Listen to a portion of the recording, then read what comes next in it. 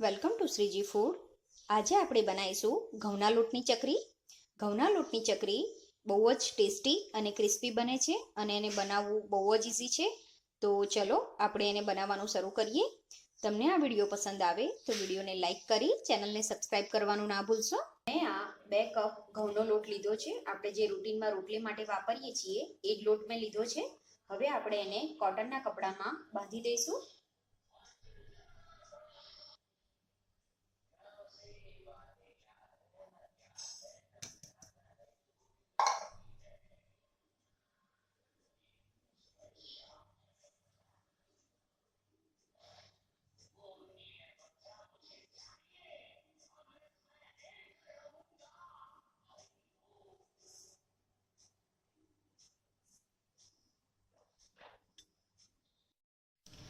હવે આપણે એક ઢોકળિયામાં કે ઇડલી કુકરમાં પાણી ગરમ કરવા માટે મૂકી દઈશું અને પાણી ઉકળવાનું શરૂ થાય એ પછી જ આપણે આ લોટ એમાં સ્ટીમ કરવા માટે મૂકીશું. અને આપણે હાઈ ફ્લેમ ઉપર 20 મિનિટ માટે સ્ટીમ કરી લઈશું.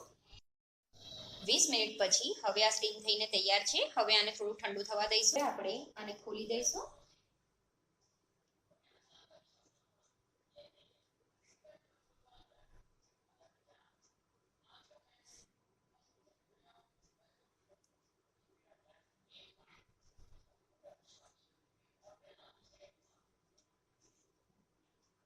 સ્ટીમ થયા પછી આ લોટ આ રીતે હાર્ડ થઈ જાય છે. તો હવે આપણે હાથથી આના ટુકડા કરીને મિક્સરમાં એને ગ્રાઇન્ડ કરી લઈશું. હવે રેડી છે. તો હવે આપણે આનો લોટ બાંધી દઈશું. હવે આપણે આનો લોટ બાંધવા માટે જોઈશે બટર મિલ્ક. મેં આ દહીંને જ ફેટી લીધું છે. આ 3/4 કપ જેટલી બટર મિલ્ક છે. જરૂરત પ્રમાણે થોડું પાણી યુઝ કરીશું. મીઠું છે સ્વાદ પ્રમાણે. 1 ટીસ્પૂન હળદર, હાફ ટેબલ સ્પૂન લાલ મરચું, હાફ ટેબલ સ્પૂન તલ અને 2 ટેબલ સ્પૂન જેટલા લીલા મરચાંને ક્રશ કરી લીધા છે. તો સૌથી પહેલાં આપણે આ બધા મસાલા આમાં એડ કરીને મિક્સ કરી લઈશું અને પહેલાં છાશથી જ એનો લોટ બાંધીશું અને જરૂર પડે એ પ્રમાણે પાણી યુઝ કરીશું.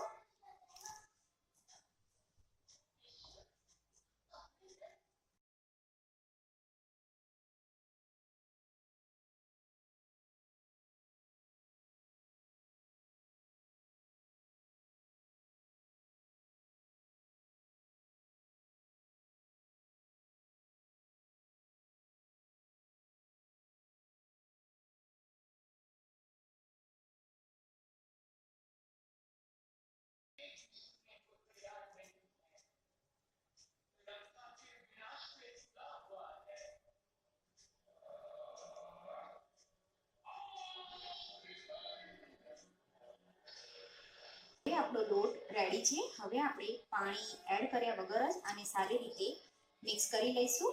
પાણી કેટલું યુઝ થશે એ તમારા લોટની ક્વોલિટી ઉપર ડિપેન્ડ કરે છે.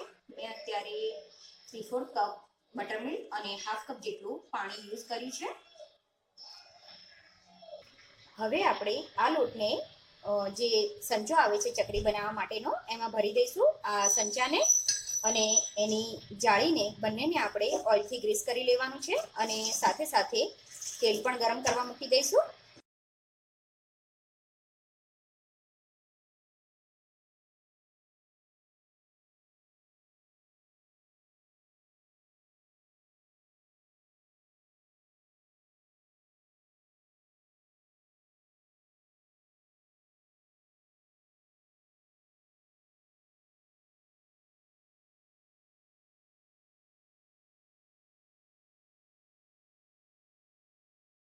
આ રીતે ચકરી બનાવી લેવાની છે અને એને પહેલો અને છેલ્લો છેડો આ રીતે જોઈન્ટ કરી દેવાનો છે.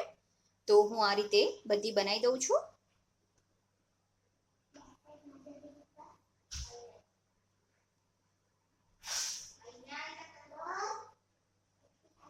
હવે આને મીડિયમ ગેસ ઉપર આપણે ફ્રાય કરી લઈશું.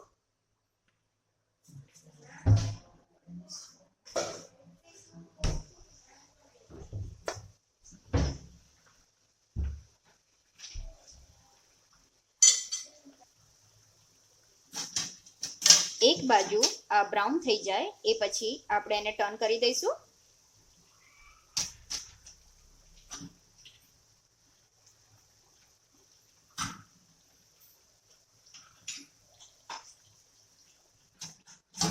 હવે આ બંને સાઈડથી ગોલ્ડન બ્રાઉન થઈ ગઈ છે, તો આને નીકાળી લઈશું અને આ જ રીતે બાકીની ફ્રાય કરી લઈશું.